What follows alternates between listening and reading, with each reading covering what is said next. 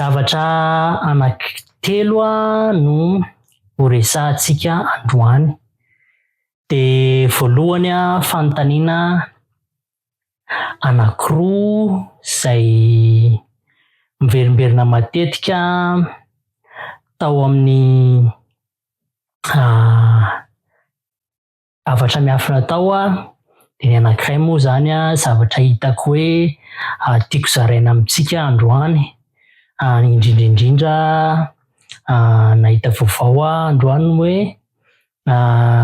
ny filoha Amerikana amin'izao fotoana izao de hanasonia ordre exécutif hideklarena hoe ny teny anglisy no atao langue officielle ho any États-Unis.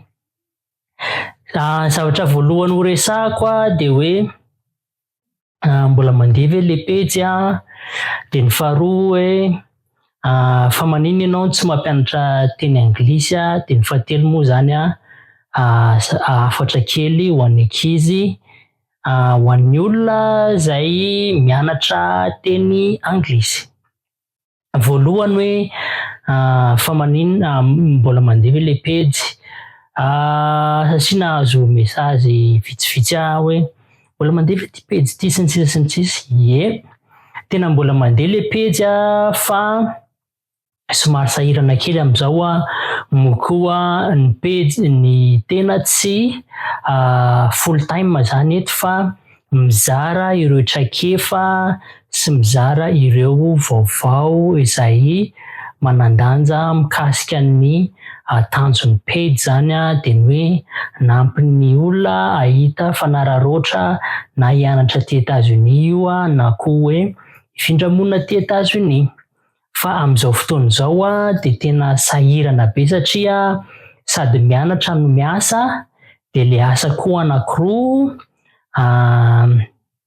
manao recherche ny anankiray de ndray moa zany asa ao am-pianarana de sady mianatra en plus n'izay koa lay système an'ilay ao am-pianaranay somary aingana be zany, fast track ny ataoko izay mampatonga anahy tena hoe sahirana be fa le pejy zany de tena mbola mandeha, mbola active zany le pejy fa tsy full time fotsiny zany fa mety azo lazaina hoe part time eo fa miezaka ny mandefa vaovao sy manome atsika ino ty izy ty ireo vaovao mifandraika amin'ny tanjon'ny pejy. Fanontaniana faharoa sy hoe point faharoa horesahako de ny hoe fa manino ianao tsy mampianatra teny anglisy. Marina de marina tokoa fa matetika eto mandefa astuce momba ny resaka hoe teny anglisy fa efa be da be ny page Facebook izay mampianatra teny anglisy.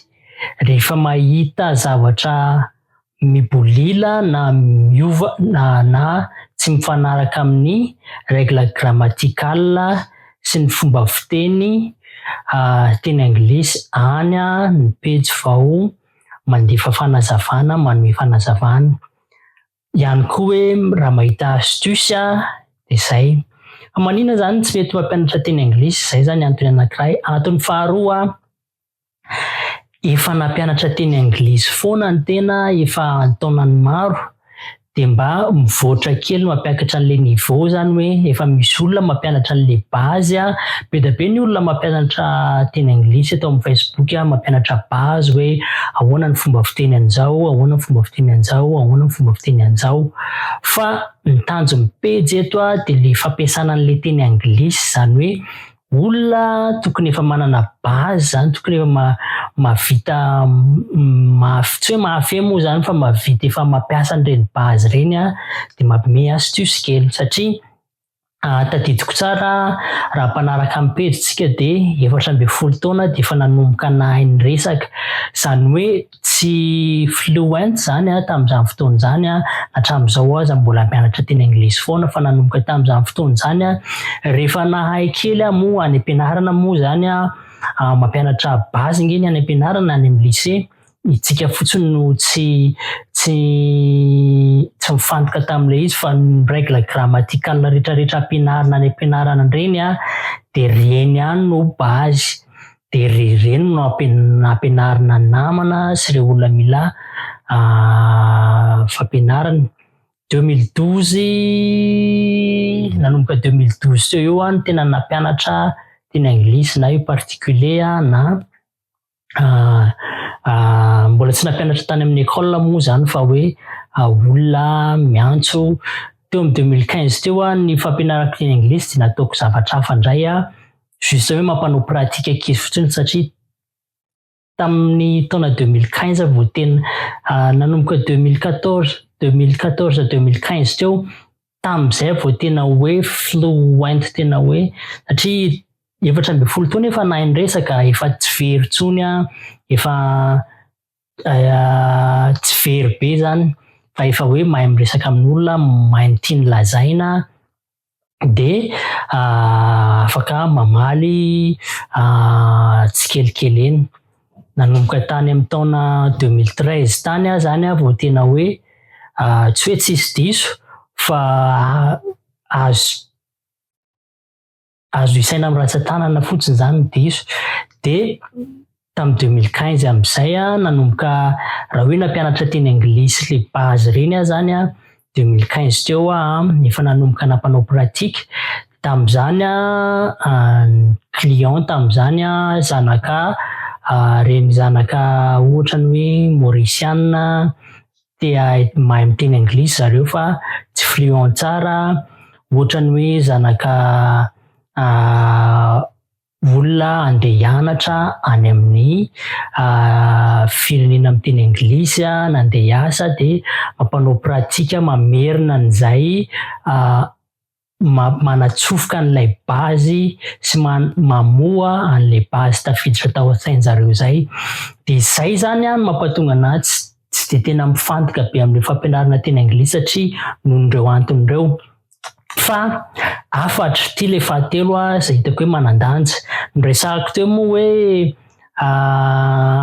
nisy vaovao nivoaka androany na omaly arakaraka ny hoe taiza no misy anao hémisphère aiza misy anao na hoe time zone aiza misy anao de hoe amoaka ordre exécutif ny filoha aty tenenana hoe ny teny anglisy no langue officielle. Raha araky ny constitution aty États-Unis moa zany dia tsy manana langue officielle ny États-Unis. Zay no anaty constitution de zay zany no tiany avoaka.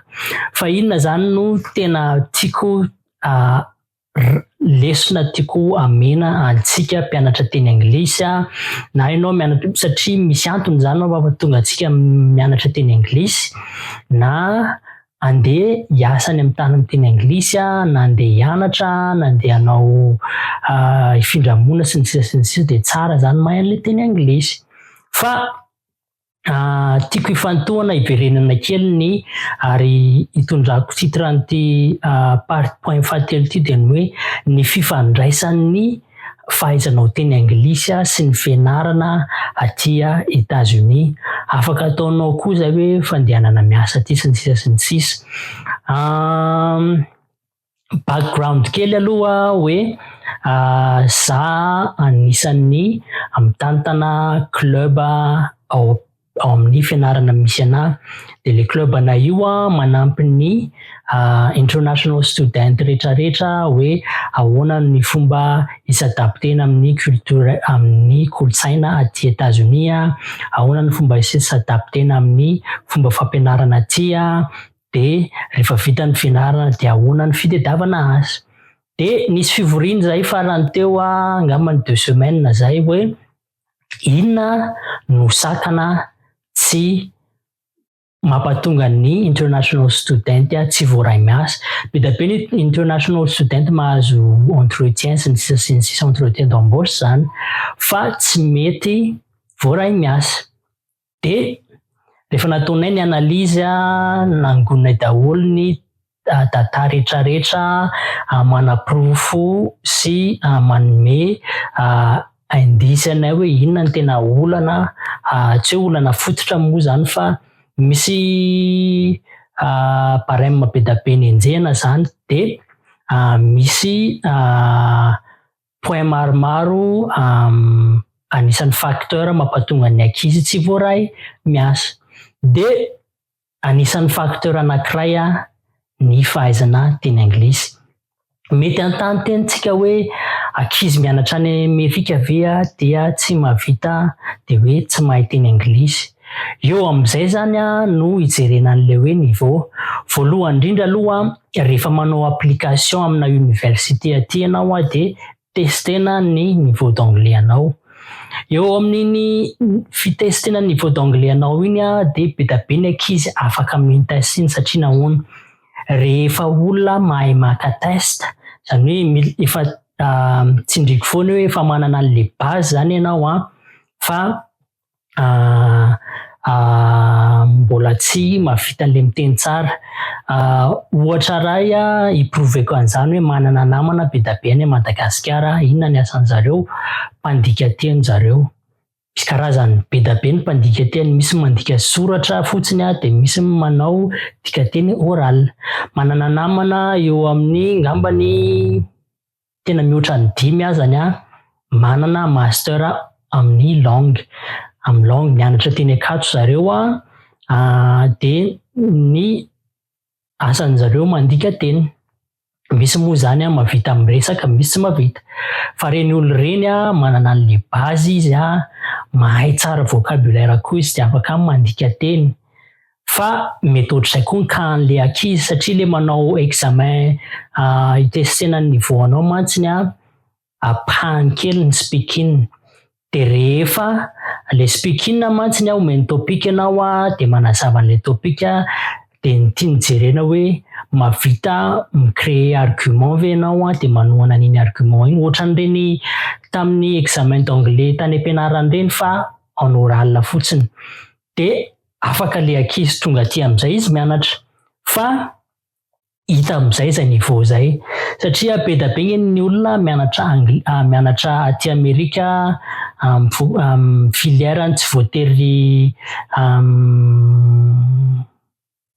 voatery hoe miresaka be ohatrany hoe ny ingénieur zao ohatrany ny raha vao mahay mamaky fotsiny na miteniteny kely fotsiny reo manao participation am-pianarana de zay. Fa ny tena olana am'izay rehefa ary am'le entretien d'embauche ary be da be ny ankizy very any. Zany hoe les communications verbales zany le niveau an'le communication verbale an'zareo no mbola somary marefurefo. Zany hoe eto tiako tsindrina tsy ilay hoe prononciation accent. Misy idirany kely any reo le prononciation satria tao anatin'ny analyse nataonay de nataonay koa hoe prononciation satria atao anaty modèle zany le izy atao anaty ino testé raha olona nanao software engineering zao ohatra de roanivana ao anaty code le izy de le code mame hoe reto avy no anisan'ny facteur mampatonga an'ity olana ity. De nataonay tao anisan'ny facteur koa ny hoe accent sy ny prononciation sy ny sisa fa en global zany ilay communication verbale na anglais an'le ankizy no tsy mikolla tsara. De zay no afatra tiako ampitaina amin'ny olona zay mianatra teny anglisy. Raha ohatra ianao moa zany indrindra hoe asana call center amin'ny teny anglisy tena mila mahay kolotsaina tsara zany mila mahay communication verbale tena hoe mikolla tsara le izy de aza variana be loatra any am'le hoe accent fa inaharitra amin'ny prononciation. Ho an'ny olona nianatra littérature amin'ny teny anglisy satria rehefa aty amin'ny université aty États-Unis zay moa zany ny itiavako ny université aty États-Unis manana an'ilay atao hoe élective ianao ahafahanao mianatra zay tianao. De za nianatra littérature kely de jusqu'à tany amin'ny English 321 satria ny anglais manomboka any amin'ny 101 any de mandeha niveau be da be io efa tonga tany amin'ny 321 zany littérature be mihitsy am'izay. de any ny tena hitanao mahasamihafa ny prononciation phonétique sy ny accent satria be da be mantsy ny ankizy mifantoka amin'ilay hoe accent américain, accent zao fa ny prononciation no tena zava-dehibe. De zay no afatra hoe ataovy tsara ho antsika zay mianatra teny anglisy, indrindra isika zay manam-pikasana ny hoe iaina tia États-Unis na ianao hianatra na ianao hifindra monina satria le vaovao teo vaovao anisany manamafy amin'izay hoe ho sarotsarotra ny embauche satria ny teny anglisy moa zany mazava ho azy fa miteny anglisy daholo ny aty fa rehefa misy an'izay lalàna zay de afaka mampiasa an'iny lalàna iny ny mampiasa hoe anglais ny langue officielle ny aty États-Unis de afaka ataony excuse zay tsy embauchena anao.